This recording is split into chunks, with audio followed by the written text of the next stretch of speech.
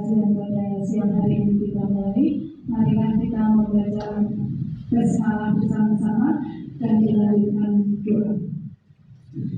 Bismillahirrahmanirrahim. Rabbi zidni ilma warzuqni fahma. Raditu billahi rabba wa bil islami dina wa bi Muhammadin nabiyyan wa rasulah. Rabbi zidni ilma warzuqni fahma. Allahumma anta rabbi la ilaha illa anta khalaqtani wa ana 'abduka wa ana 'ala 'ahdika wa wa'dika mastata'tu a'udzu bika min syarri ma sana'tu a'udzu bika bi ni'matika 'alayya wa a'udzu bi dhanbi faghfirli fa innahu la yaghfiru dzunuba illa anta. Amin ya rabbal alamin.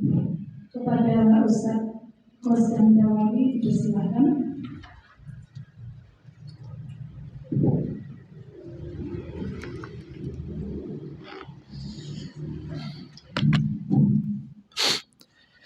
Bismillahirrahmanirrahim.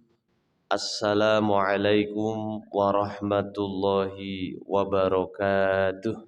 Waalaikumsalam warahmatullahi wabarakatuh.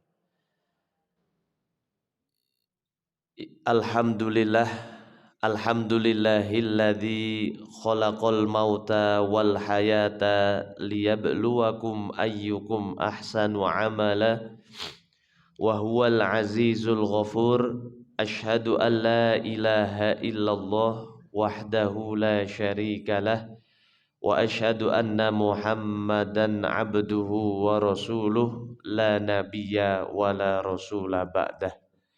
Allahumma sholli wa sallim wa barik wa an'im ala habibina wa syafi'ina Muhammadin sallallahu alaihi wasallam wa ala alihi wa ashabihi wa man sanna bisunnatihi ila yaumiddin, amma ba'du. Yang kami hormati, kami muliakan segenap pengurus Majelis Taklim An-Nisa serta seluruh keluarga besar Majelis Taklim An-Nisa, ibu-ibu hadirat rahimani wa rahimakumullah. Alhamdulillah, puji syukur senantiasa kita panjatkan kehadirat Allah Subhanahu wa ta'ala. Atas karunia nikmatnya lah kita semua hingga saat ini masih diberikan kesempatan untuk meningkatkan iman dan takwa kita melalui hadir bersama-sama di majelis taklim yang penuh berkah ini tanpa suatu halangan apapun. Selanjutnya sholawat beriring salam semoga senantiasa tercurah limpahkan kepada uswah hasanah kita Nabiullah Nabi Muhammad sallallahu alaihi wasallam, yang syafaatnya senantiasa kita nantikan di yaumil qiyamah kelak. Teriring doa semoga kita dan keluarga termasuk di dalamnya. Allahumma amin. Ibu-ibu hadirat rahimani wa rahimakumullah. Tema kita pada siang hari ini adalah muslimah penyejuk jiwa. Di mana kata penyejuk jiwa atau penyejuk hati ini bahasa Arabnya qurratu a'yun. Dan qurratu a'yun ini di dalam Al-Quran setidaknya disebutkan 3 kali. Yang pertama di dalam surah Al-Furqan ayat 74. Mungkin ayat ini menjadi doa yang sering kita panjatkan, di mana ibadur rahman, orang-orang yang taat menjadi hamba Allah, mereka berdoa dalam surah Al-Furqan ayat 74 ini. Doanya adalah Rabbana hablana min azwajina wa dzurriyyatina qurrata a'yun. waj'alna lil muttaqina imama. Ya Allah, karuniakanlah kepada kami anak-anak, istri atau pasangan yang menjadi qurrata a'yun. Waja'alna lil muttaqina imama, dan jadikanlah kami pemimpin bagi orang-orang yang bertakwa. Kemudian yang kedua di surah Al-Qasas ayat 8. Ini perkataannya dari istri dari Raja Fir'aun. Siapa itu namanya ibu-ibu? Asiyah. Mungkin tahu. Asiyah ini salah satu 4 pemimpin wanita di surga. Yang pertama adalah Maryam binti Imran, kemudian Asiyah, kemudian Khadijah, dan yang keempat adalah Fatimah binti Rasulillah. Nah, ini 4 pemimpin wanita di dalam surga. Maka singkat cerita dalam ayat ini Al-Qasas ayat 8, ketika Nabi Musa itu hanyut kemudian ditemukan di dekat istana, dan ketika itu istri Raja Fir'aun Asiyah ini melihat dan beliau berkata kepada Raja Fir'aun, wa qalat imra'atu fir'auna, dan berkatalah istri dari Raja Fir'aun, wa qalat imra'atu fir'auna, sebentar saya lupa, qurratu ainil li walak, wa qalatim ra'atu fir'auna qurratu ainil li walak. Berkatalah istri Raja Fir'aun tadi mengatakan, dia, maksudnya bayi ini adalah qurratu ain bagiku dan bagimu, ya. Asa ayyang fa'ana au nattakhidha walada. Maka bisa jadi mari kita angkat jadi anak, nanti bisa jadi bermanfaat atau dia kita angkat menjadi anak, karena memang Asia ini tidak memiliki anak ketika itu. Kemudian yang terakhir yaitu qurratu ain disebutkan di surah As-Sajdah ayat yang ke-17. Ya, sajadah yang biasanya dibaca ketika Jumat pagi, ketika sholat subuh sunnahnya membaca surah Sajadah. Di mana Allah Subhanahu wa taala berfirman, a'udzu billahi minasyaitonir rajim, fala ta'lamu nafsum ma ukhfiya lahum min qurratu a'yun, ya.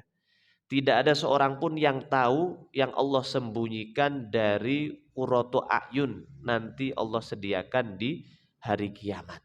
Nah, maka 3 ini menarik untuk kita bahas.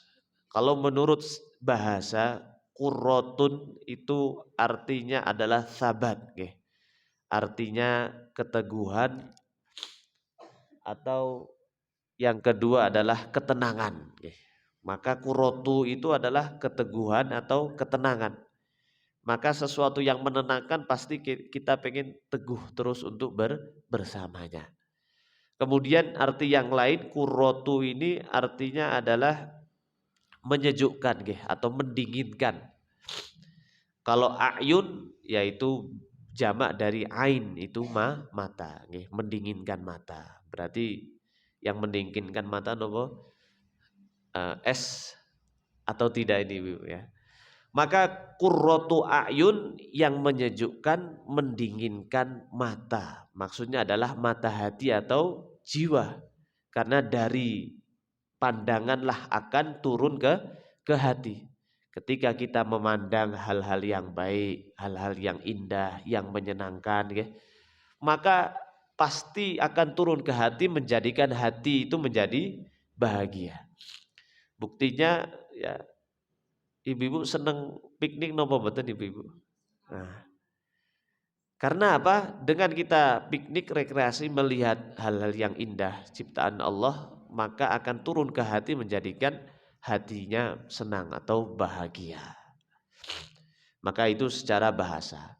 Kalau secara istilah, qurratu a'yun ini, menurut Ibnu Abbas radhiyallahu anhu, ya'nuna man ya'mala bit-tha'ah fatuqarru bihi fid dunya wal akhirah.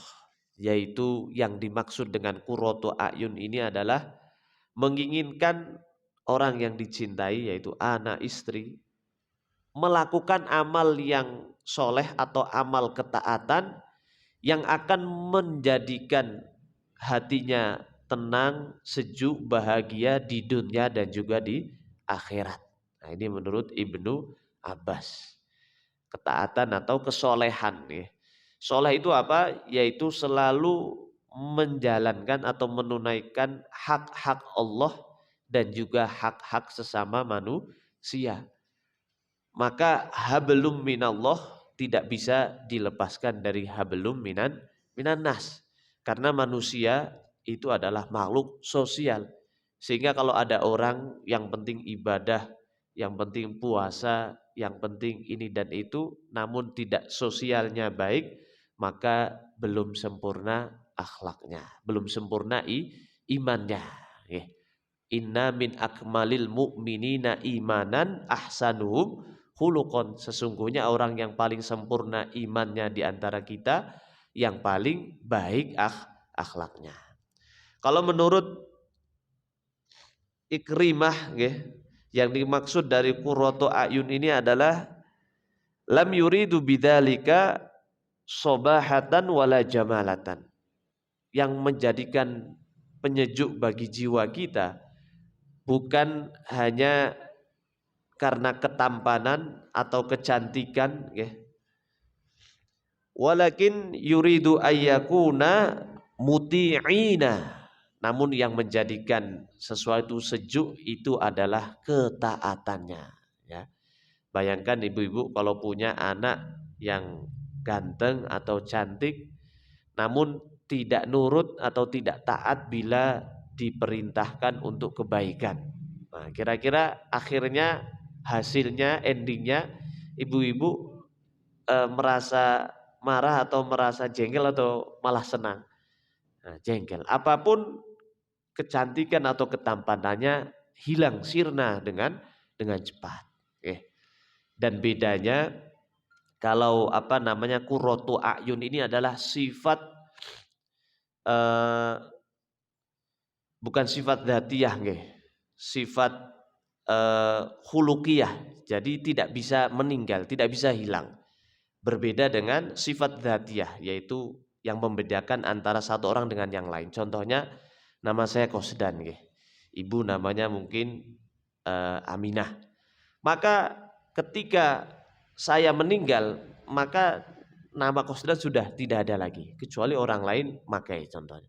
Namun kalau misalnya kita dikenal menjadi orang yang jujur karena akhlaknya, karena kita sabar, dermawan, maka walaupun kita meninggal, nama tadi atau sifat khuluqiyah tadi akan tetap hidup walaupun kita telah meninggal. Oh, maka Bu Aminah dulu itu orangnya dermawan, dulu itu Masya Allah solehah, selalu menghadiri majelis ilmu, bahkan menghadiri majelis ilmu seperti minum obat sehari 3 kali. Bagus itu. Maka hal ini akan tetap hidup walaupun telah meninggal. Maka yang dimaksud oleh Ikrimah qurratu a'yun ini adalah ketaatannya. Dan itulah memang yang akan terus mengalir pahalanya. Kemudian kalau menurut Abdurrahman As-Sa'di, beliau mengatakan bahwa yang dimaksud qurratu a'yun ini adalah menginginkan anak atau pasangan yang soleh atau solehah. Kalau ibu berarti pasangannya soleh. Kemudian bukan hanya soleh atau solehah, yang kedua adalah berilmu. Nah, ini penting. Maka orang-orang yang selalu haus akan ilmu, akan tafakuh fiddin, insya Allah ini menjadi ciri-ciri atau tanda dia itu akan menjadi penyejuk hati bagi keluarganya. Kemudian yang ketiga, bukan hanya berilmu namun beramal akan ilmunya. Wal amalu bihi, yaitu mengamalkan ilmunya. Karena mohon maaf, banyak yang dia tahu ini ilmunya, namun ketika mengamalkannya memang berat nggih. Ada sebuah kisah seorang jenderal nggih, Masya Allah, pangkatnya tinggi, kalau di kantor atau ketika di dengan TNI lainnya dia disegani nggih. Namun ketika di rumah dia menjadi penakut karena istrinya galak nih nggih. Terus ditanya, wah mungkin istrinya nggak pernah ikut pengajian. Loh justru istri saya adalah panitia pengajiannya Ustadz katanya. Artinya panitia atau apa namanya orang yang berilmu pun belum menjamin dia harus siap untuk mengamalkan.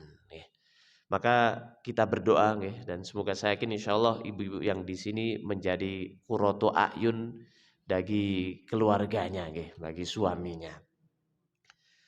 Karena itulah yang ditegaskan oleh Nabi Shallallahu Alaihi Wasallam dalam hadis yang sahih yang diriwayatkan oleh Imam Muslim, ad-dunya mata wa khairul mata al-mar'atus sholihah. Dunia ini adalah perhiasan, dunia adalah kenikmatan, dan sebaik-baik perhiasan, sebaik-baik kenikmatan adalah istri yang solehah. Kemudian di hadis yang lain, arba'atun minas sa'adah, ya, arba'un minas sa'adah. Ada 4 yang menjadi kunci kebahagiaan seseorang. Yang pertama apa? Al-mar'atus solihah, wanita yang solehah. Karena semegah apapun rumahnya, semewah apapun kendaraannya, kemudian seenak apapun lingkungan rumahnya, namun kalau istrinya tidak solehah maka rumah ini seperti neraka. Maka ada seorang ulama mengatakan istri yang tidak solehah itu merupakan azab yang diawalkan. Artinya azab yang diawalkan. Namun sebaliknya kalau ada pasangan yang solehah, ini merupakan balasan atau nikmat yang Allah awalkan. Karena apa?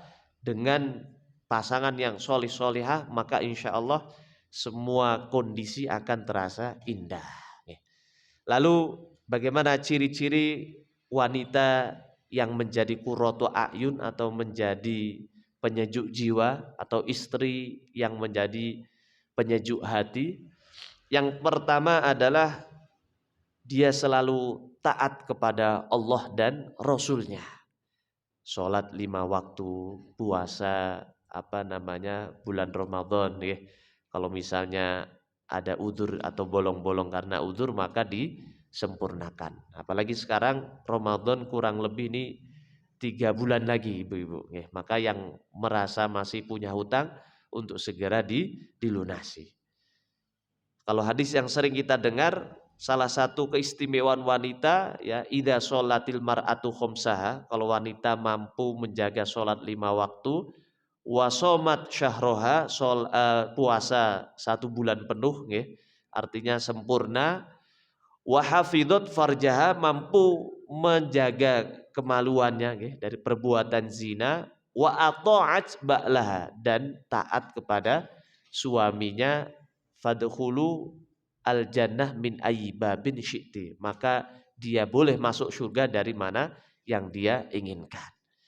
Dan ini pun ditegaskan oleh Al-Quran, yaitu Quran surah An-Nisa ayat 69, di mana dalam surah An-Nisa ayat 59 ini Allah Subhanahu wa taala menegaskan, a'udzubillahi minasyaitonirrajim, wa may yuti'illaha war rasulah, dan barang siapa yang taat kepada Allah dan Rasulnya, faulaika ma'alladzina an'amallahu alaihim, maka mereka itulah orang-orang yang akan diberikan nikmat oleh Allah, bersama-sama dikumpulkan bersama minan nabiyyin, dari para nabi, bersama para nabi, wasiddiqin, dengan orang-orang yang jujur, ya, siddiq seperti Abu Bakar as-Siddiq, kemudian wassolihin, dan dikumpulkan bersama orang-orang yang soleh, dan di akhir ayat ini wahasuna ulaika rafiqo,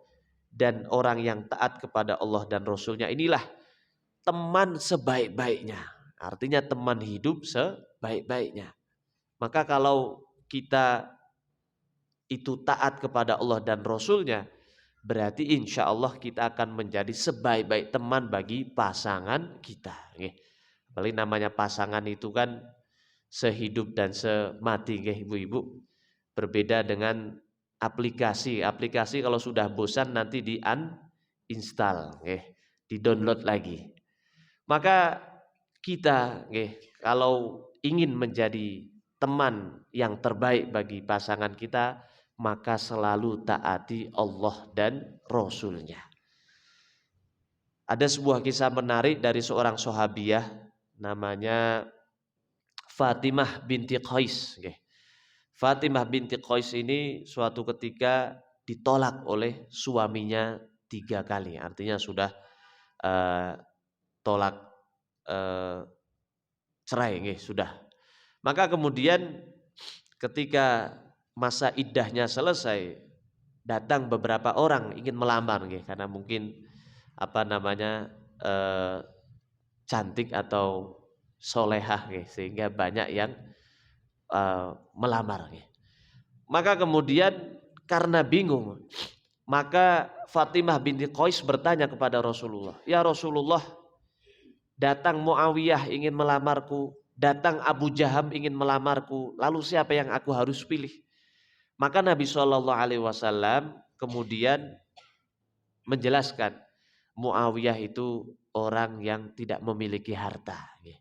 Kalau Abu Jaham ini orangnya kaya, namun dia itu tidak pernah meletakkan tongkatnya.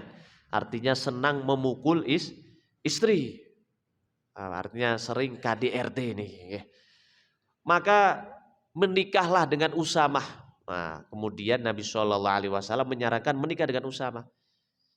Kisah ini menjelaskan kepada kita, boleh kita ghibah, namun ghibahnya untuk menjelaskan sesuatu kepada seseorang yang akan milih.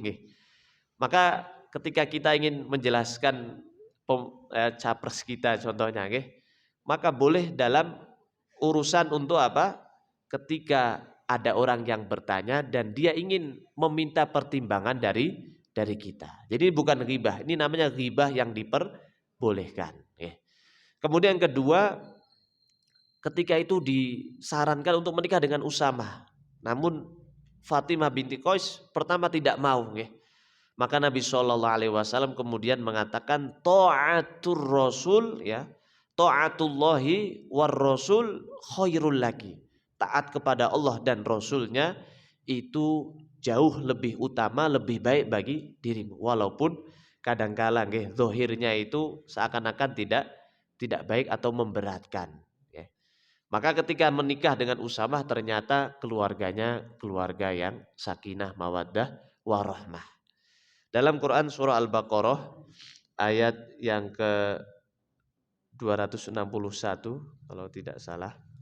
Ya betul, 261.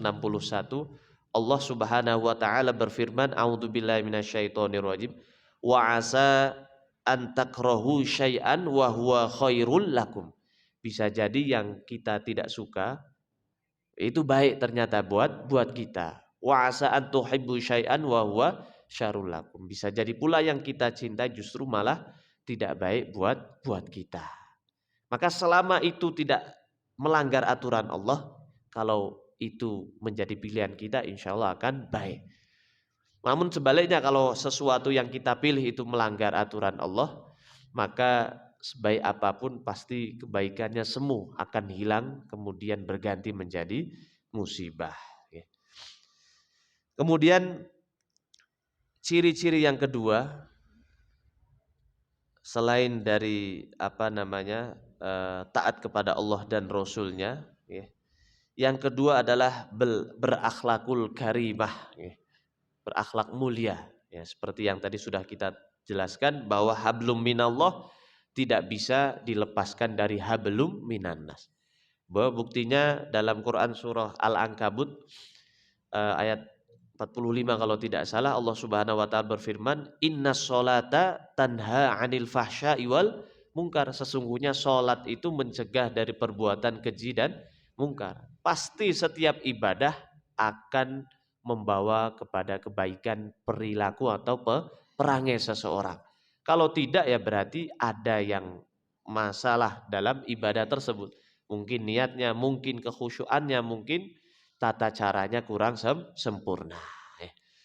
Maka itu kemudian yang kedua akhlakul karimah ya. Akhlak bisa jadi jujur, bisa jadi sabar ya. Sebagaimana sabarnya para sahabat. Ada seorang sahabiah namanya itu Atiqah binti Zaid ya. Atiqah binti Zaid radhiyallahu anha. Beliau itu selalu mendukung suaminya untuk berjihad di jalan Allah. Maka Atiqah binti Zaid ini diriwayatkan beliau menikah sampai empat kali. Karena apa? Suami pertama meninggal di medan perang. Suami kedua meninggal di medan perang. Ketiga meninggal di medan. Sampai ke 4 juga sama. Namun bukan berarti saya nanti menyuruh atau menyarankan ibu-ibu untuk meminta suaminya ke mana? Palestina, tidak ya. Namun betapa sabarnya Atiqah binti binti Zaid ini walaupun diuji dengan harus meninggal suaminya itu sebanyak empat kali. Dan beliau tetap berhusnudon kepada Allah. Jangan sampai kita suudon kepada Allah Subhanahu wa taala. Kemudian bersabar dalam menutup aurat. Nah, itu kan juga berat. Apalagi sekarang kita banyak trennya itu justru malah yang dikatakan tren itu yang kekurangan bahan Ibu sekalian. Wal iyadzubillah. Padahal Nabi Shallallahu Alaihi Wasallam diperintahkan oleh Allah langsung dalam surah Al-Ahzab ayat 59. A'udzu billahi minasyaitonir rajim. Surah Al-Ahzab ayat 59. Ya ayuhan nabi, langsung dipanggil wahai nabi. Qul li azwajika wa banatika wa nisa'il mu'minin. Katakanlah kepada istri-istrimu, wa banatika kepada anak-anak putrimu, wa banatika wa nisa'ul mu'minin dan wanita-wanita muslim ya, wanita muslimah.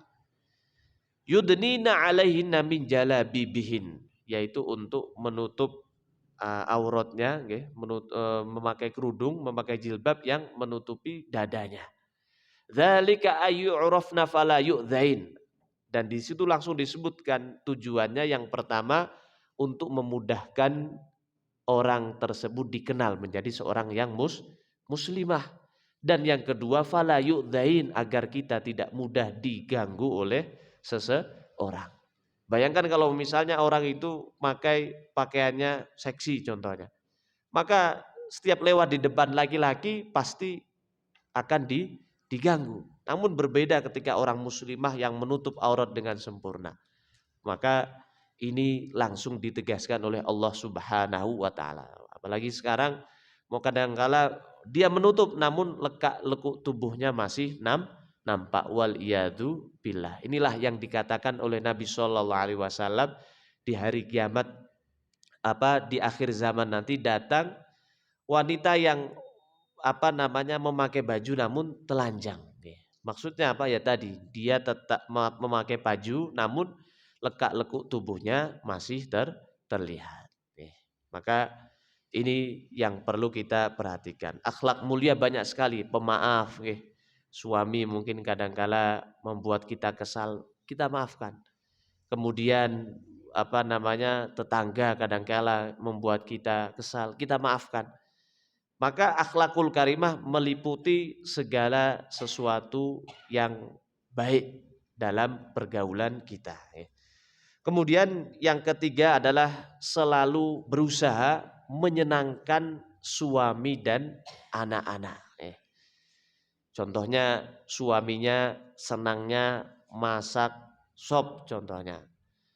Maka kita berusaha untuk masak sop ketika ingin membahagiakan suami ya. Namun jangan berarti sop terus setiap hari nanti akhirnya bosan Contohnya suaminya pengennya kita memakai pakaian pink kalau di rumah, ya sudah kita pakai pakaian pink.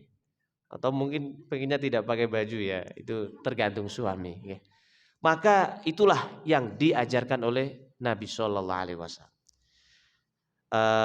Fatimah radhiyallahu anha ketika mendengar pemimpin atau orang-orang yang pertama masuk surga, wanita pertama masuk surga kan 4 tadi nggih. Maryam binti Imran, Asiyah, kemudian Khadijah binti Khuwailid, dan kemudian Fatimah binti Muhammad atau Rasulullah. Kemudian bertanya Rasulullah, siapakah orang atau wanita yang masuk ke surga setelah itu? Setelah 4 orang ini. Maka jawabannya sangat mengherankan. Siapa? Seorang wanita yang hidup di pinggiran kota Madinah yang bernama Mutiyah. Maka Fatimah heran, penasaran. Dia pun pergi ke rumahnya Mutiyah ini. Ketika diketok, maka Mutiyah tidak langsung membukakan pintu, tidak langsung mempersilahkan. Siapa itu? Aku Fatimah, putri Rasulullah. Dengan siapa engkau datang? Jadi yang ditanya dengan siapa? Aku datang dengan Hasan yang masih kecil gitu kan. Mohon maaf, saya belum bisa menerima mengizinkan engkau masuk karena engkau datang bersama seorang laki-laki. Hasan kan masih kecil itu kan. Namun itu yang sudah wasiatkan oleh suami saya, nggih. Maka akhirnya Mutiyah tadi mengatakan, kalau mau besok datang lagi, saya akan izin dulu ke suami saya. Wah, Masya Allah. Besoknya datang. Namun ditanya lagi, dengan siapa engkau datang? Aku datang dengan Hasan dan Husain. Aduh, saya baru mengizinkan, suami saya baru mengizinkan engkau datang dengan Hasan. Maka izinkan aku untuk meminta izin lagi ke suaminya. Kemudian akhirnya besoknya datang lagi. Barulah hari ketiga Fatimah, Hasan dan Husain diterima oleh Mutiyah. Betapa kagetnya ketika datang, ketika di rumahnya, kemudian suaminya datang dari bekerja mungkin, kemudian Mutiyah tadi langsung sudah mempersiapkan, mungkin air hangat untuk mandi, masakannya sudah siap, kemudian pakaiannya sudah pakaian yang cantik, kemudian wangi-wangian, maka inilah yang menjadikan Mutiyah mendapatkan kemuliaan termasuk orang-orang yang akan pertama kali masuk surga. Karena apa? Beliau berusaha untuk menyenangkan suami. Maka kalau suami istri-istri yang penyejuk hati, itu akan selalu menjadikan suami itu pengen cepat-cepat pulang, bukan malah sebaliknya. Suami pengennya tidak cepat-cepat pulang karena takut dengan istrinya. Jadi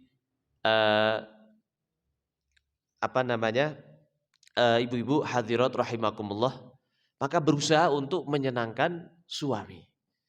Kecuali kalau misalnya diperintahkan untuk hal yang tidak baik, nah itu beda lagi, karena kaidahnya la ta'ata li makhluqin fi maksiatil khaliq. Tidak ada ketaatan kepada makhluk dalam perkara yang melanggar aturan Allah Subhanahu wa taala. Ibu-ibu hadirat rahimakumullah, itu yang ketiga, berusaha untuk menyenangkan atau membahagiakan suami dan anak-anak, Dan yang keempat adalah selalu ridho dengan takdir, ridho dengan takdir. Karena Allah Subhanahu wa taala tidak akan pernah memberikan beban kepada kita kecuali sesuai dengan kemampuan diri kita. La yukallifullahu nafsan illa wus'aha. Dan orang-orang yang selalu mencari ridho Allah, insya Allah akan bahagia di dunia dan di akhirat. Kisah tentang Ummu Sulaim yang sering mungkin ibu-ibu pernah mendengar, di mana Ummu Sulaim ini memiliki seorang anak laki-laki yang sedang sakit. Kemudian suaminya pergi karena suatu urusan. Ketika suaminya pergi, ternyata putranya itu meninggal.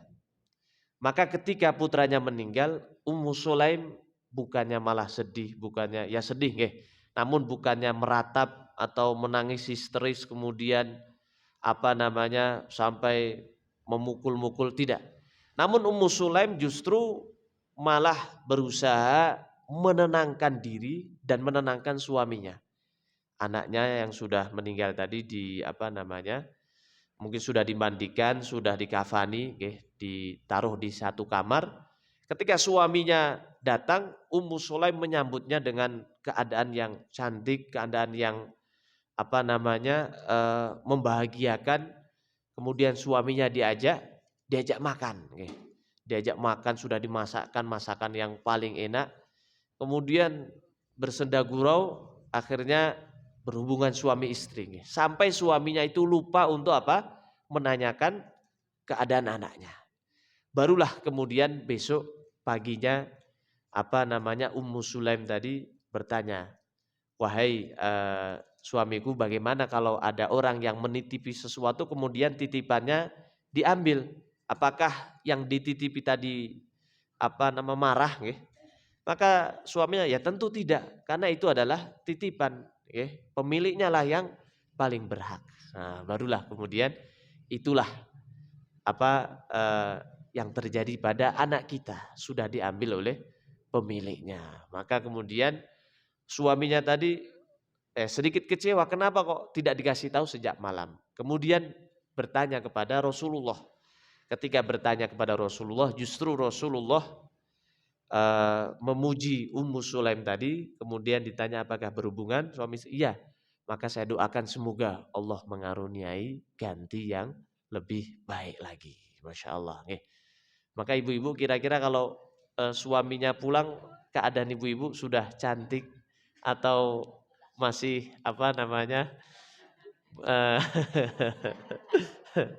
ya, udah serah nih, Masya Allah. Maka ini yang diajarkan oleh Nabi Shallallahu Alaihi Wasallam. Bahkan saking indahnya, indahnya agama Islam ini, dalam hadis disebutkan dilarang seseorang itu pulang dari safar itu malam hari. Mengapa? Karena dulu kan belum ada HP, belum ada internet dan lain sebagainya. Sehingga kalau misalnya pulangnya malam hari, maka istri belum bersiap-siap, belum, tidak bisa mempersiapkan diri untuk menyambut suami. Maka itu indahnya. Mengapa?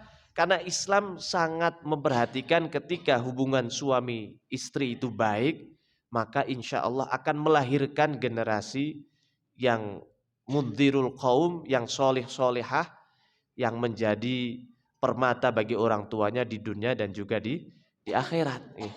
Maka itu saking diperhatikannya seorang suami dilarang pulang di malam hari. Kalau alasannya asbabul wurud dari hadisnya karena apa? Karena ketika pulang malam hari mungkin istri sudah tidur sehingga tidak ada persiapan menyambut suami dan lain sebagainya. Namun bukan berarti kalau suami sedang perjalanan nggak boleh pulang malam. Terus tidur di mana? Di luar berarti. Tidak. Namun intinya adalah ketika suami mau pulang mungkin dari perjalanan, hendaknya mengabari istrinya. Kemudian istrinya bukan malah menjawab oh iya, atau harusnya mempersiapkan berhias atau perlu ke salon dulu, luluran dulu. Nah, maka ini yang disunnahkan. Jadi kita harus selalu ridho apapun kondisinya. Karena orang yang tidak ridho dengan masa yang lalu, masa lalu, maka akan menjadikan dirinya itu menjadi pengecut, karena selalu trauma dengan dengan masa lalu. Kalau orang yang takut akan masa depan, maka dia akan menjadi orang yang takut akan selalu sedih karena takut menghadapi masa depan yang kadangkala sulit untuk diprediksi. Maka orang yang selalu ridho, selalu mencari ridhonya Allah, merekalah insya Allah menjadi qurratu a'yun. Nabi Shallallahu Alaihi Wasallam dalam sebuah hadis bersabda, Ra'aitu kunna aktsara ahlin nar. bahwasanya aku melihat kalian para wanita. Kunna ini kan untuk pengganti dhamir wanita jamak nggih. Aku melihat kalian para wanita merupakan penduduk neraka yang paling banyak nggih, paling besar. Hadis riwayat Muslim nggih. Lalu ditanya apa yang menyebabkan wanita itu masuk ke dalam neraka nggih. Salah satunya adalah dia kurang bersyukur atas nafkah yang diberikan oleh suaminya nggih. Maka apapun yang diberikan oleh suami kita nggih, sesuai dengan kemampuannya kita harus pandai-pandai untuk mensyukuri. Sehingga apa? Allah justru akan semakin menambah. Dan bisa jadi mungkin rizki suami kita kurang lancar karena kesalahan dalam diri kita, ya salah satunya kurang bersyukur atau mungkin kita kurang mendoakan. Ya, ketika suami berangkat kerja, sudahkah kita itu melepasnya sampai ke depan, mengantarnya sampai ke depan pintu atau salim, ya. Kemudian setelah itu kita mendoakan, maka banyak hal yang mempengaruhi hal tersebut, bukan disebabkan karena suami kita seorang, namun bisa jadi karena kitanya yang kurang ikut membantu dengan doa. Ada sebuah kisah yang menarik dari seorang cucu dari penjual susu. Jadi di zaman Umar ibnu Khattab radhiyallahu anhu, ketika itu Umar sering berkeliling mengunjungi rakyat-rakyatnya, melihat keadaannya. Maka di malam hari ada seorang nenek-nenek bersama cucunya, anak putri, sedang memasak susu untuk dijual besoknya. Maka nenek ini mengatakan, tambahlah air yang banyak gitu kan, agar susunya menjadi banyak sehingga untungnya jadi besar. Maka kemudian cucunya tadi malah mengatakan, tidak gitu kan, ini tidak boleh, nanti akan dilarang, istilahnya melanggar aturan karena kita telah mencampur dengan air sehingga ada kecurangan di dalam jual beli ini. Maka kemudian neneknya mengatakan, sudah tidak apa-apa, Umar kan tidak tahu apa yang kita lakukan. Namun cucunya mengatakan, Umar memang tidak tahu, namun Tuhan atau Allah yang menciptakan Umar akan selalu tahu apa yang kita perbuat. Maka kita ini berbuat sesuatu bukan karena Umar, namun karena Tuhan yang menciptakan Umar, yaitu Allah Subhanahu wa ta'ala. Maka karena keridhoannya, karena selalu berusaha untuk taat kepada Allah, wanita ini kemudian diberikan hadiah oleh Umar dalam hadiah yang besar. Maka inilah 4 hal yang harus kita tanamkan. Yang pertama adalah selalu taat kepada Allah dan Rasulnya. Selama kita taat kepada Allah dan Rasulnya, insya Allah pasti kebaikan akan selalu datang kepada kita. Kemudian yang kedua adalah berakhlakul karimah. Sering kita ulang-ulang bahwa keistimewaan akhlakul karimah ini adalah innar rajula la yudriku bihusni khuluqihi darajatas shaim wal qaim. Dengan seseorang ini sesungguhnya dengan akhlaknya yang mulia mampu menggapai derajat ahli puasa, ahli sholat malam. Apalagi kalau kita ahli sholat malam, ahli puasa, ahli akhlakul karimah, akan lebih tinggi lagi derajatnya. Kemudian yang ketiga adalah selalu berusaha menyenangkan suami dan anak-anak. Sehingga suami itu pengennya dekat dengan kita. Karena istrinya selalu berusaha untuk membahagiakannya. Apapun kekurangannya akan berusaha untuk ditutupi. Sebaliknya kalau misalnya ada istri yang suami itu tidak senang, bahkan mau ketemu saja suaminya malas, karena dikit-dikit minta uang contohnya. Kalau suaminya kaya tidak apa-apa. Namun kalau misalnya memang rezekinya lagi sempit, ya kita besarkan hatinya, tidak apa-apa. Insya Allah Allah menyimpan rezeki kita di masa yang akan datang atau enggak di akhirat. Artinya selalu kita besarkan hatinya untuk selalu mencari rezeki yang halal, bersemangat dalam menafkahi keluarganya, dan seterusnya. Kemudian yang terakhir adalah selalu ridho, baik itu atas ketetapan Allah yang telah lalu ataupun ridho atas ketetapan Allah yang akan datang. Ridho ini artinya puas dan merasa cukup. Jadi merasa senang, merasa puas atas apa yang Allah takdirkan kepada kita. Karena memang seringkali hidup ini tidak sesuai dengan ekspektasi. Maka di surah As-Sajdah tadi, qurratu a'yun di sini yang Allah simpan di akhirat itu maksudnya adalah kenikmatan-kenikmatan surga. Di mana dalam tafsir Ibnu Katsir disebutkan, maksud dari qurratu a'yun dalam surah As-Sajdah ayat yang 17 tadi maknanya adalah man yadkhulil jannah yan'amu la yab'as. Orang yang masuk surga, ya artinya penyejuk hati yang Allah simpan di surga adalah ketika Allah masukkan orang tersebut ke surga, tidak ada kenikmatan ya yang bisa habis. Artinya terus kenikmatan. Berbeda dengan di dunia, Kalau kita merasa nikmat makan durian contohnya, Ibu-ibu suruh makan durian setiap hari selama 1 bulan, berani atau tidak? Ya. Itulah di dunia, pasti akan takut nanti kolesterol, darah tinggi, kemudian asam urat, akhirnya sendalnya, sepatunya tidak muat. Itulah dunia. Di akhirat tidak. Kenikmatannya tidak ada batasnya, tidak ada efek sampingnya. Kemudian la tubla thiyabuhu, pakaiannya tidak pernah rusak atau tidak pernah usang.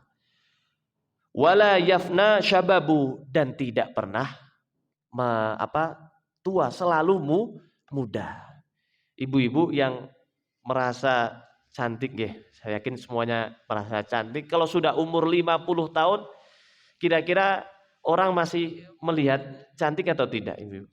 Cantik, suaminya, Kalau enggak yang melihat mungkin kakek-kakek umur 70 tahun,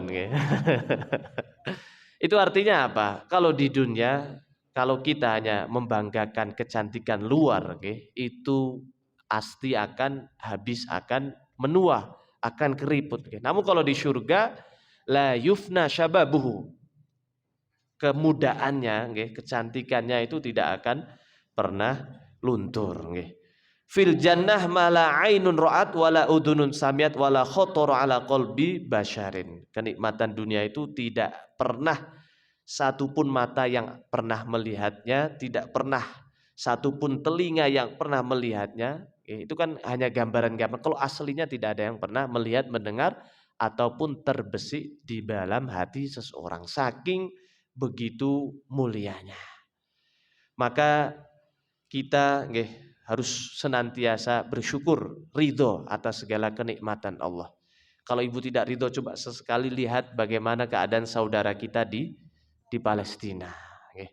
Mereka mau makan saja susah, minum saja susah. Belum lagi, masya Allah, ada yang ibu, anak-anaknya semuanya syahid, meninggal karena dibom oleh Israel.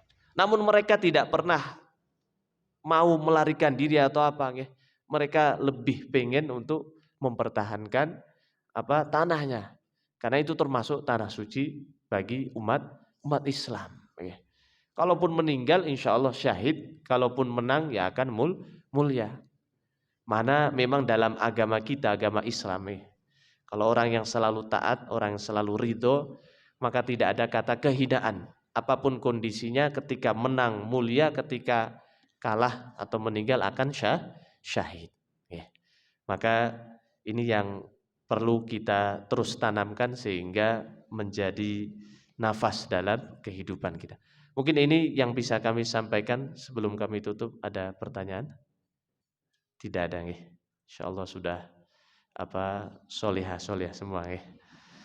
Baik ibu-ibu, terima kasih atas perhatiannya dan semoga Allah mudahkan, Allah berikan hidayah untuk kita mengamalkannya, tidak bosan menjadi orang yang baik, tidak bosan menjadi orang yang solihah sampai ajal menjemput kita. Allahumma amin. Astaghfirukum min jamil akhtaat. Mari kita tutup dengan membaca doa kifaratul majlis bersama-sama. Bismillahirrahmanirrahim. Subhanakallahumma wa bihamdika asyhadu an la ilaha illa anta astaghfiruka wa atubu ilaik. Wabillahi taufiq wal hidayah war ridha wal inayah. Wassalamu alaikum warahmatullahi wabarakatuh.